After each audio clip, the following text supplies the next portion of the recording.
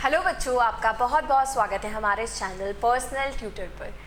आज के इस वीडियो में हम डिस्कस करने जा रहे हैं कक्षा 2 की हिंदी नई उमंग से एक कहानी जिसका नाम है प्यासा कौआ। तो पहले हम पाठ पढ़ेंगे, ये कहानी को जानेंगे, उसके बाद हम इस चैप्टर की बैक एक्सरसाइज भी डिस्कस करेंगे। तो कहानी शुरू करते हैं। एक बार की बात है, गर्मी का मौसम था, बहुत गर्मी पड़ रही थी। दिन में घर से बाहर निकलना भी मुश्किल था। सूरज आग बरसा रहा था, मतलब बहुत तेज गर्मी थी। जो गर्मी मई जून में जो गर्मी पड़ती है ना हमारे इंडिया के अंदर, वैसी गर्मी पड़ रही थी। बाहर बहुत धूप थी, बिल्कुल बाहर निकलने का मन नहीं करे, ऐसी वाली गर्मी पड़ रही थी।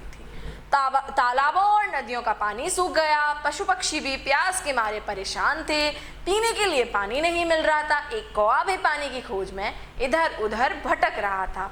तो अब क्या था, तालाबों और नदियों का पानी सूख चुका था। सारे पशु पक्षी जो हैं वो क्या हैं, परेशान थे प्यास के मारे। उस समय एक कौवा भी प्यास के कारण यहाँ वहाँ भटक रहा था।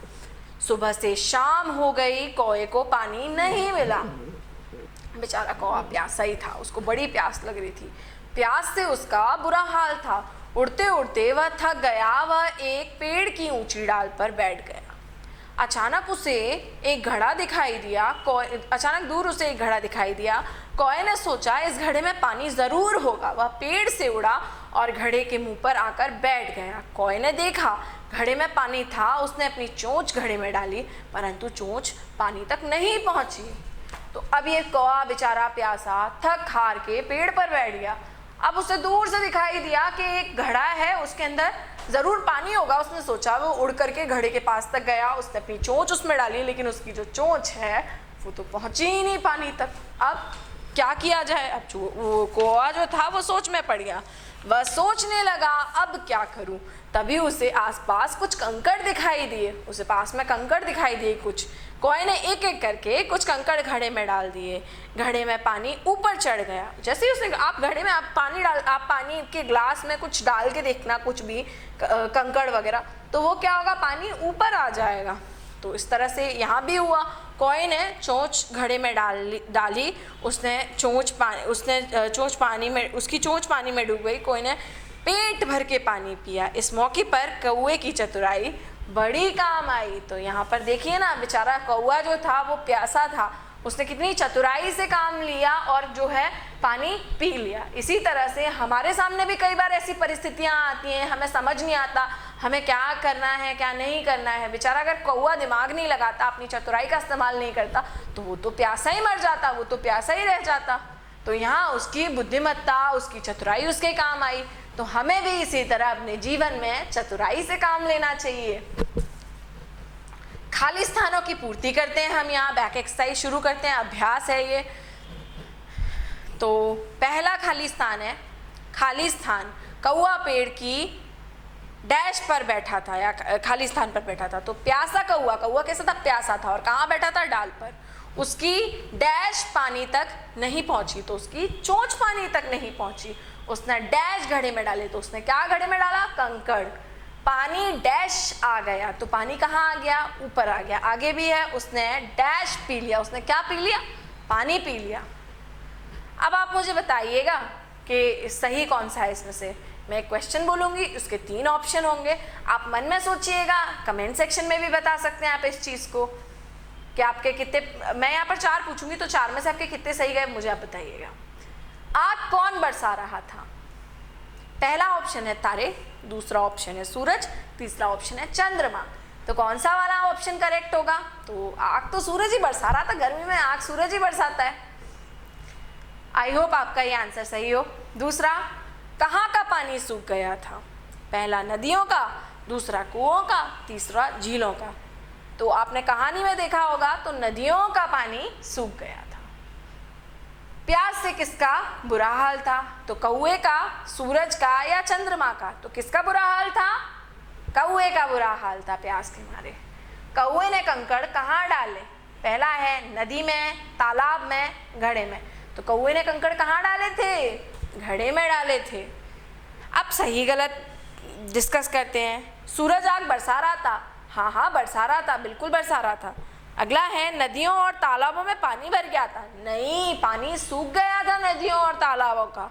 अगला है, एक कौवा पानी की खोज में भटक रहा था। हाँ, भटक रहा था। घड़े में पानी नहीं था, गलत है, घड़े में पानी था लेकिन थोड़ा कम था। कौवे की चोंच जो है वो उस पानी तक नहीं पहुंच रही थी। अगला प्रश्न है, मौसम कैसा था?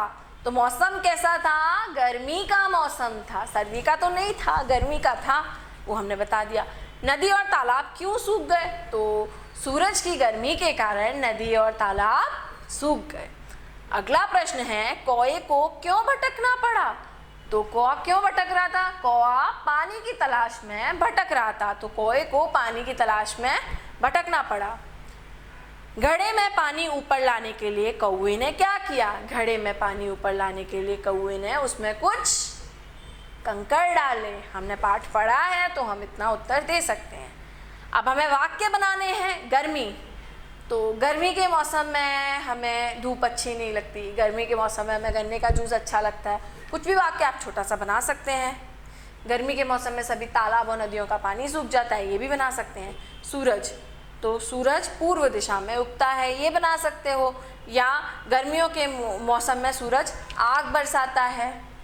अगला है प्यास, गर्मियों के मौसम में हमें प्यास ज़्यादा लगती है। या प्यास के मारे कौवे का बुरा हाल था, ऐसा भी लिख सकते हो।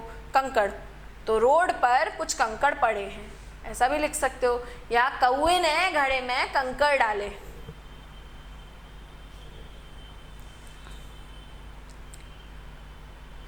तो यहाँ पर है पता करो, तो बताइए कौवा क्या क्या खाता है? तो क्या खाता है कौवा? कौवा तो वैसे सब कुछ खाता है, पर हम यहाँ दाने लिख सकते हैं, दाने, रोटी, ये सब चीज़ें खा लेता है कौवा। खाने में कौवे को सबसे ज़्यादा क्या पसंद है? तो खाने में कौवे को सबसे ज़्यादा अनाज पसंद होता है, जैसे गेहूँ, चने, ये सबसे ज़्यादा पसंद होता है। कौवा हमारी मदद कैसे करता है? तो कौवा, ऐसा कहा जाता है कि जब हमारे घर कोई गेस्ट आने वाला होता है तो कौवे को पता चल जाता है, तो कौवा हमारे घर के ऊपर आके काँव काँव करने लगता है ना। कौवा काँव काँव ही तो करता है। तो इस तरह से कौवा हमारी मदद करता है, किसी के आने की सूचना देता है। कौवा और कोयल एक जैसे दिखते हैं, दोनों काले होते हैं, समझ में ही नहीं आता कि कौन सा कौवा है कौन सा काला है, दोनों ही काले होते हैं। इनमें क्या फ़र्क है वो बताना है हमें। तो कौवा जो है वो काँव काँव करता है, उसकी आवाज़ कर्कश होती है, सुनने में हमें अच्छी नहीं लगती। लेकिन कोयल जो रहती है वो बहुत ही सुरीला गाती है, कुकू कुकू की आवाज़ करके वो गाती है ना। तो कोयल की आवाज़ सुरीली होती है और कौवे की आवाज़ कर्कश होती है। घर की छत पर कौवा बोल रहा हो तो क्या माना जाता है? तो अगर घर की छत पर कौवा बोल रहा होता है, काँव काँव कर रहा होता है, तो ये माना जाता है कि आज हमारे घर कोई आने वाला है, कोई मेहमान आने वाला है।